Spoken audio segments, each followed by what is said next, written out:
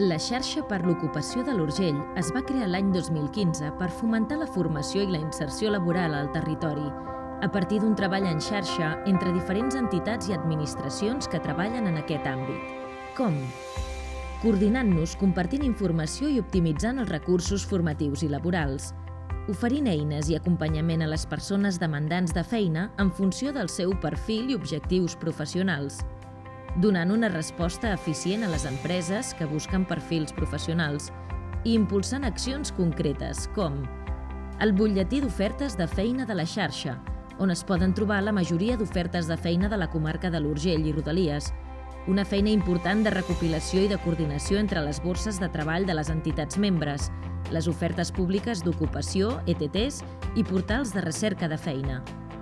Les jornades dels dimarts feiners, amb el suport de Global Lleida i que van dirigides a oferir una formació transversal a les persones que estan en recerca activa d'ocupació, compartint eines i coneixements per millorar la seva ocupabilitat.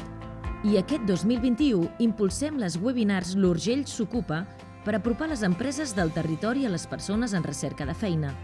En aquestes trobades virtuals es convida les empreses a presentar la seva activitat i a donar a conèixer els perfils laborals que més necessiten. Es presenten les activitats econòmiques més representatives i amb major possibilitat de generació d'ocupació,